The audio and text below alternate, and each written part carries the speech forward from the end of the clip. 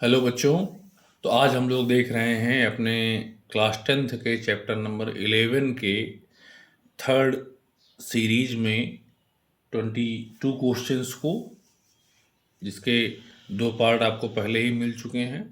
जिसमें आपने first part में सभी फार्मूलों को और 28 क्वेश्चंस को देखा था, सेकंड पार्ट में 26 क्वेश्चन को देखा था।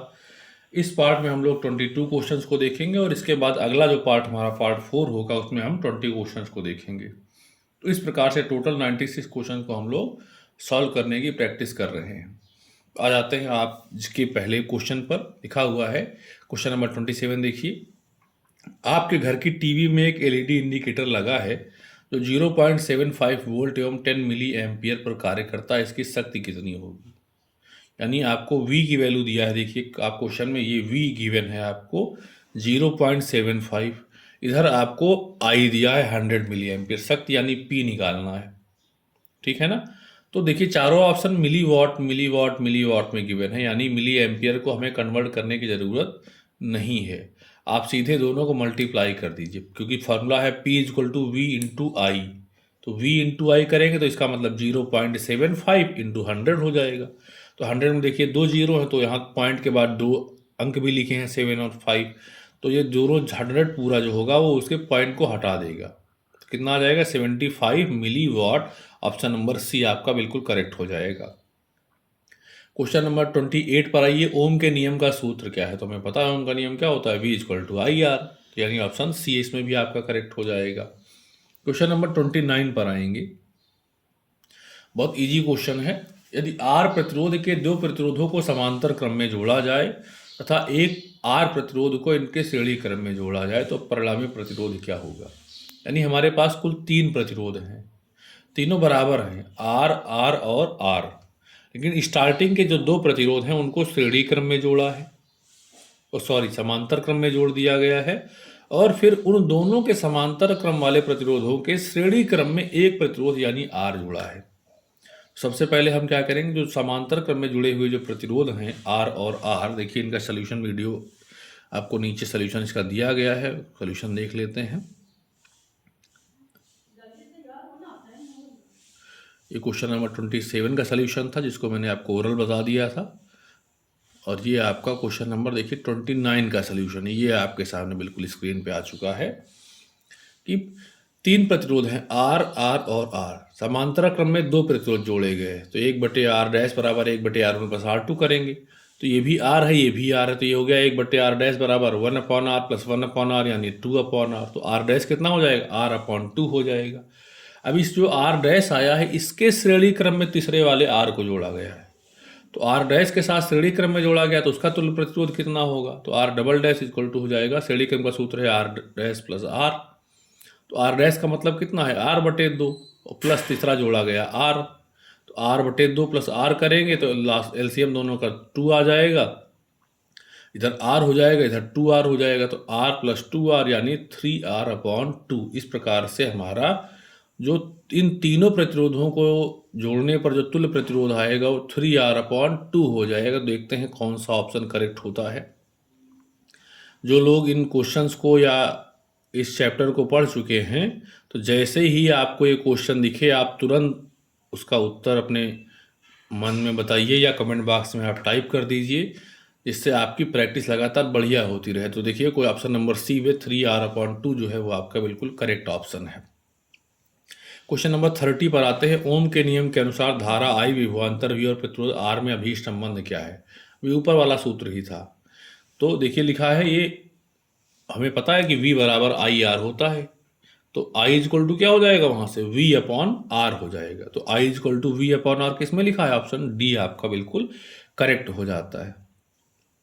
क्वेश्चन नंबर 31 पर आ जाते हैं। 31 भी हमारा एक अच्छा क्वेश्चन है। लिखा है प्रत्येक 4 ओम प्रतिरोध वाले 4 चालक तारों को समांतर क्रम में जोड़ने पर तुल्य प्रतिरोध कितना होगा? यानी 4 प्रतिरोध हैं, चारों के प्रतिरोध 4 ओम है, तो तुल्य प्रतिरोध निकालना है। तो सूत्र क्या होगा? 1/r equal to 1/r1 plus 1/r2 plus 1/r3 plus 1/r4। और R1 R2 R3 R4 सबकी वैल्यू कितनी है? 4। तो हो गया 1/r बराबर 1/4 प्लस 1/4 प्लस 1/4 प्लस 1/4, यानी 4 बार लिखा जाएगा। तो 4 बार लिखेंगे कितना हो गया 4/4। तो 1/r इक्वल टू हो गया 4/4, 4 से 4 कैंसिल हो गया, 1 हो गया। तो 1/r इक्वल टू आपका 1 हो जाएगा। जब 1/r इक्वल टू 1 हो गया तो r इक्वल टू कितना हो गया 1 ओम। तो इस प्रकार से 31 में हमारा ऑप्शन ए करेक्ट हो जाएगा 1 ओम। 32 में आ जाते हैं। 31 और 32 दोनों का सोल्यूशन नीचे गिवन है। आप डिस्क्रिप्शन बॉक्स में जब PDF को ओपन करेंगे तो वहाँ आपके इनके सोल्यूशन भी मिल जाएंगे। 32 में देखिए क्या लिखा है, कहना है एक तार से प्रति सेकंड 10 इलेक्ट्रॉन का आवेश प्रवाहित हो रहा है। प्रति सेकंड यानी समय दिया है आपको 1 सेकंड, 10 इलेक्ट्रॉन यानी कि नंबर ऑफ इलेक्ट्रॉनों की संख्या दी है, n इक्वल टू 10 हो गया। प्रवाहित धारा यानी I निकालना है, तो T दिया है, N दिया है और I निकालना है। आ जाते हैं, देखिए इसका भी सोल्यूशन वीडियो हमारे पास है, बहुत अच्छे से इसको हम लोग इजीली सॉल्व कर पाएंगे। ठीक, ये आपका 31 क्वेश्चन नंबर था। इसका आप और ये 32 है, दोनों आप एक साथ देख लीजिए। 31 हमने बता दिया, तो 32 ये आपके सामने है। देखिए T 1 सेकेंड दिया है, N की वैल्यू 10 दिया, I निकालना है। सबसे पहले हमें 2 फार्मूलों का इसमें यूज करना पड़ेगा। एक फार्मूला तो होता है Q इक्वल टू NE और एक फार्मूला होता है Q इक्वल टू IT। तो दोनों फार्मूलों में देखिए एक तरफ Q है तो फिर इनके दूसरे साइड भी क्या हो जाएंगे, सेम हो जाएंगे। तो IT इक्वल टू कितना हो गया NE, हमें I निकालना है तो T को इधर भेज देंगे, अपॉन में आ जाएगा। तो I इक्वल टू हो गया NE अपॉन T। N की वैल्यू दिया है क्वेश्चन में 10, E की वैल्यू, E मतलब इलेक्ट्रॉन का आवेश, हम सभी को याद होना चाहिए 1.6 into 10 to the power -19, upon में टाइम 1 है। तो ये 10 क्या है, इस एक पावर को यहाँ 10 की पावर 1 प्लस का है, ये -19 माइनस का है, तो यहाँ पे एक पावर माइनस हो जाएगी। तो ये हो गया I equal to 1.6 into 10 to the power -18 ampere. तो इस प्रकार से हमारा जो ऑप्शन है 1.6 into 10 to the power -18 ampere जिसमें होगा, देखिए किसमें आता है, ऑप्शन डी देखिए आपके सामने, ये बिल्कुल करेक्ट हो जाएगा। बिजली के बल्ब का तंतु बना होता है। बिजली के बल्ब आपने सबने देखा है, बल्ब किससे बना होता है, उसका जो तंतु है जिसको फिलामेंट बोलते हैं वो बना होता है टंगस्टन का, यानी डी ऑप्शन करेक्ट हो जाएगा। क्वेश्चन नंबर 34 देखिए, ओम के नियम के अनुसार धारा व विभवांतर में ग्राफ बनेगा। जब हम ओम के नियम के अनुसार धारा और विभवांतर में ग्राफ बनाते हैं तो बिल्कुल एक सीधी रेखा, एक सरल रेखा प्राप्त होती है। ऑप्शन ए आपका करेक्ट हो जाएगा। क्वेश्चन नंबर 35 देखिए, दो तरीके से पूछा गया, एक बार 2020 में, एक बार 2025 में। एक लघुपथित परिपथ में धारा का मान होता है। लघुपथित को अंग्रेजी में बोलते हैं शॉर्ट सर्किट, अथवा लघुपतन के समय वैद्युत परिपथ में वैद्युत धारा का मान कितना हो जाता है। यानी जब शॉर्ट सर्किट होता है तो उस समय धारा कितनी हो जाती है, उस समय धारा का मान अधिकतम हो जाता है, यानी बहुत अधिक हो जाता है, क्योंकि प्रतिरोध जो है वो उस समय लगभग शून्य हो जाता है ना। तो इस स्थिति में धारा बहुत अधिक, यानी कि लगभग अनंत जिसको हम मान सकते हैं, वो हो जाता है। तो ऑप्शन सी हमारा 35 में, दोनों उसके ऑप्शन में सी में ही अधिकतम लिखा हुआ है, सी में ही बहुत अधिक लिखा हुआ है, तो ऑप्शन सी आपका करेक्ट हो जाएगा। 36 में आ जाते हैं, किसी परिपथ में बहने वाली विद्युत धारा का मात्रक क्या होगा, तो विद्युत धारा का मात्रक होता है एम्पियर। क्वेश्चन नंबर 37, विद्युत विभवांतर का मात्रक क्या है।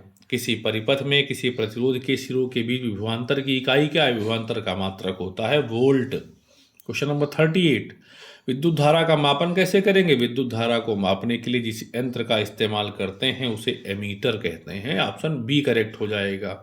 क्वेश्चन नंबर 39, किसी विद्युत चालक का प्रतिरोध निम्नलिखित में किस बात पर निर्भर नहीं करता है। चालक का प्रतिरोध किस चीज पर निर्भर नहीं करता है, ठीक, तो ऑप्शन डी आपका करेक्ट हो जाएगा, चालक का आकार।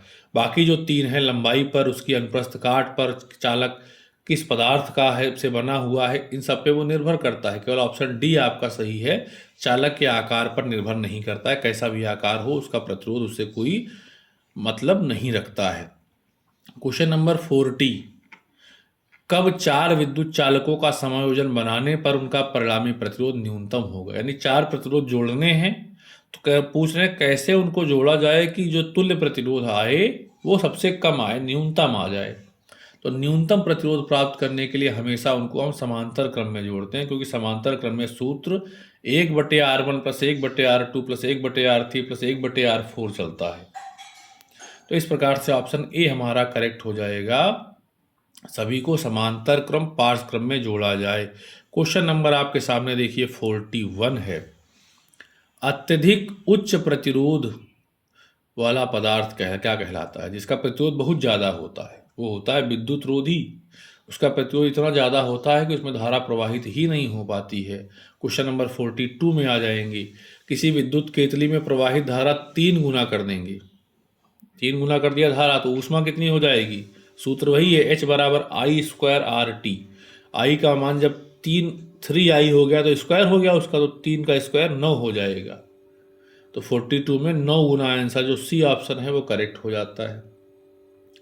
क्वेश्चन नंबर आप देखिए 43। किसी परिपथ में लगे विभवांतर को स्थिर रखते हुए परिपथ के प्रतिरोध को तिगुना कर दिया जाता है। यानी प्रतिरोध 3 गुना कर दिया, विभवांतर वही रख दिया, धारा कितनी हो जाएगी? भाई जब प्रतिरोध को आपने 3 गुना बढ़ा दिया तो धारा क्या हो जाएगी? उसका 1/3 हो जाएगी। प्रतिरोध बढ़ने पर धारा का मान क्या होता है? घटता है। तो जितना प्रतिरोध बढ़ेगा उतना ही धारा घटेगी। 3 गुना प्रतिरोध बढ़ा तो 1/3 धारा कम हो जाएगी, यानी ऑप्शन डी आपका बिल्कुल करेक्ट हो जाएगा, 1/3 जिसमें लिखा हुआ है। क्वेश्चन नंबर 44 में आ जाते हैं। लिखा है किसी मकान में 220 वोल्ट पर विद्युत आपूर्ति की जाती है। मकान में 100 ओम और 200 ओम प्रतिरोध के 2 बल्ब हैं, प्रतिदिन 1 घंटा प्रयोग में आते हैं। प्रतिदिन विद्युत ऊर्जा की खपत कितनी होगी? यानी एक मकान है जिसमें 200 वोल्ट पे सप्लाई हो रही है, वहाँ पे 2 बल्ब हैं, एक 100 ओम प्रतिरोध का है, एक 200 ओम प्रतिरोध का है। दोनों रोज 1 घंटा जलते हैं, तो एक दिन में कितनी बिजली वो खर्चा करते हैं, कितनी विद्युत ऊर्जा वो खर्च करते हैं, वो हमें निकालना है। भाई 2 बल्ब हैं तो दोनों के द्वारा हम निकाल लेंगे कि पहले ने कितनी विद्युत ऊर्जा खर्चा किया, दूसरे ने कितना खर्चा किया, दोनों को हम जोड़ देंगे। तो विद्युत ऊर्जा की खपत हमें निकालना है ना। हमें आर का मान दिया है और टी का मान दिया है टाइम, और वी का मान दिया है। तो V²/R/T दोनों बल्ब के लिए अलग अलग लगाना पड़ेगा हमको। तो क्वेश्चन नंबर 44 जो है उसे हम इजीली देखिए, इसका सलूशन आपको यहाँ पर प्रोवाइड किया गया है। ये है इसका सलूशन। V आपका 200 वोल्ट है, R1 आपका 100 ओम है पहला बल्ब, दूसरा बल्ब आपका 200 ओम का प्रतिरोध वाला है। टाइम दोनों का 1 घंटे है। तो कितनी विद्युत ऊर्जा खर्च होगी? तो व्यय ऊर्जा क्या हो जाएगी? पहले बल्ब द्वारा व्यय ऊर्जा प्लस दूसरे बल्ब द्वारा व्यय ऊर्जा। पहले बल्ब द्वारा जो ऊर्जा व्यय होगी उसका सूत्र क्या है? V²T/R1। दूसरे के लिए V²T/R2। V तो वही है सबके लिए 200, तो 200 × 200 बटे में R1 100 हो गया, गुणे में T 1 घंटा जलते हैं तो 1 हो गया। दूसरा इधर देखिए V की वैल्यू V² है तो 200 × 200 बटे में R2 200 प्रतिरोध इसका था तो 200 हो गया, गुणे में 1 घंटा जलता है तो 1 हो गया। तो यहाँ ये 100 0 0 कट गया, 2 बचा, तो 200 × 2 कितना हो गया? 400। यहाँ 200 से 200 पूरा कट गया तो 200 × 1 कितना बचा? सिर्फ 200। तो 400 + 200 कितना हो गया? 600। तो इस प्रकार से 600 वाला जो हमारा ऑप्शन होगा वो हमारा बिल्कुल करेक्ट हो जाएगा। देखते हैं कौन सा ऑप्शन है। ये देखिए क्वेश्चन नंबर 44 में आप ऑप्शन बी को देखिए, 600 वाट घंटा, ये हमारा ऑप्शन करेक्ट हो जाएगा 44 में। 45 में आ जाते हैं। किसी विद्युत परिपथ में 2 ओम, 4 ओम और 6 ओम के 3 प्रतिरोध श्रेणी क्रम में जुड़े। श्रेणी क्रम में जुड़ने का मतलब अगल बगल जुड़े हैं, तीनों में धारा वही बहेगी। परिपथ में 2 एम्पियर की धारा बह रही, तो इसका मतलब हर एक प्रतिरोध में 2 एम्पियर की धारा बहेगी। प्रत्येक प्रतिरोध के सिरों के बीच विभवांतर क्रमशः होंगे, यानी 2 ओम, 4 ओम और 6 ओम के प्रतिरोध के सिरों के बीच विभवांतर कितना होगा ये हमको ज्ञात करना है। विभवांतर V = IR। देखो पहले I सबके लिए वही है, R अलग अलग है। तो पहले के लिए IR करेंगे तो उसका I 2 है, R 2 है, तो 2 × 2 कितना हो गया? 4 हो गया। दूसरे के लिए 4 × 2 करेंगे 8 हो गया। तीसरे के लिए 6 × 2 करेंगे 12 हो गया। तो 4, 8 और 12 जो ऑप्शन मिल जाए वो करेक्ट है। ऑप्शन नंबर ए आपका करेक्ट हो जाएगा। 4 volt, 8 volt and 12 volt. Question number 46 में देखते हैं। एक विद्युत केतली से होकर के प्रवाहित विद्युत धारा को दुगुना कर दिया जाता है, उत्पन्न ऊष्मा कितनी होगी? ये सवाल ऊपर भी था। वही सूत्र है, H बराबर आई स्क्वायर आर टी।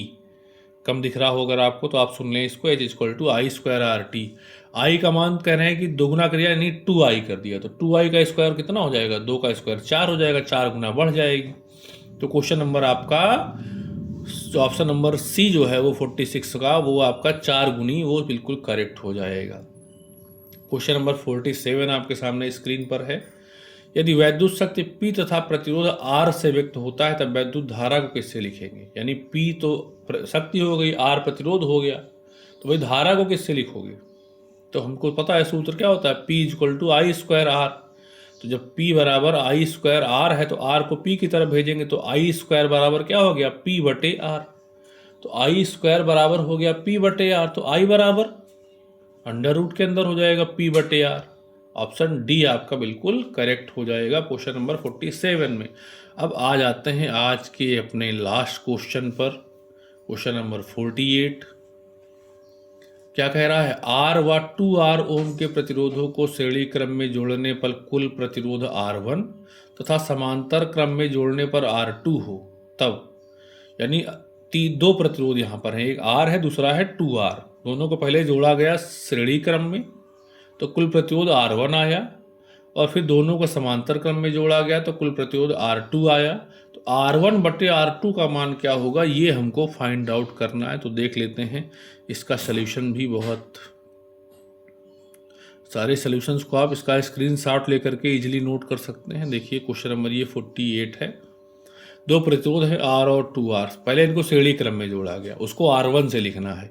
तो R1 इक्वल टू कितना हो गया भाई, R प्लस 2R, तो कितना हो गया 3R। तो श्रेणी क्रम में जोड़ने पे कुल प्रतिरोध जो R1 था उसकी वैल्यू आ गई 3R। अब इनको हम समांतर क्रम में जोड़ेंगे, जब समांतर क्रम में जोड़ा गया तो 1/R2 बराबर 1/R प्लस 1/2R, क्योंकि एक R है दूसरा 2R है। तो R और 2R का एलसीएम लिया गया तो 2R आ गया, है ना। R से 2R को डिवाइड करेंगे 2 आएगा, 2 1 से मल्टीप्लाई होगा तो अंश में 2 आ गया। 2R से 2R को डिवाइड करोगे 1 आएगा, तो 1 इंटू 1 होगा तो 1 हो जाएगा। तो 1/R2 बराबर क्या हो गया, 2 + 1 अपॉन 2R। 2 + 1 का मतलब 3 अपॉन 2R। R2 चाहिए तो पलट जाएगा ये, तो R2 इक्वल टू क्या हो गया, 2R अपॉन 3। तो श्रेणी क्रम का कुल प्रतिरोध आया था R1 इक्वल टू 3R, और समांतर क्रम का आ गया R2 equal to 2R upon 3। निकालना क्या है, R1 अपॉन R2, तो R1 अपॉन R2 कर देंगे। R1 की वैल्यू 3R है, R2 की वैल्यू 2R अपॉन 3 है। R से R कैंसिल हो गया, ये 3 पलट के सबसे ऊपर जाएगा तो वहाँ 3 इंटू 3 हो गया, 9 हो गया, अपॉन में 2 है। तो R1 अपॉन R2 की वैल्यू आ गई 9/2, जो कि हमारा ऑप्शन नंबर कौन सा है देख लेते हैं। ऑप्शन नंबर देखिए बी है, तो बी ऑप्शन हमारा बिल्कुल करेक्ट हो जाता है। तो इस प्रकार से आज की इस सीरीज में भी हम लोगों ने क्वेश्चन नंबर लगभग जो है लगभग 22 प्रश्नों को हल किया है। तो इन क्वेश्चंस की प्रैक्टिस आप अच्छे से कर लें। इसका सॉल्यूशन PDF और सभी फार्मूलों का PDF दोनों आपको डिस्क्रिप्शन बॉक्स में मिल जाएगा, वहाँ से आप दोनों PDF भी डाउनलोड कर सकते हैं। वीडियो को देख करके अपनी तैयारी को बहुत अच्छे से अच्छा करते रहें। तो मिलते हैं अपने इस नेक्स्ट वीडियो में जो इसका 4th पार्ट होने वाला है। Thank you so much.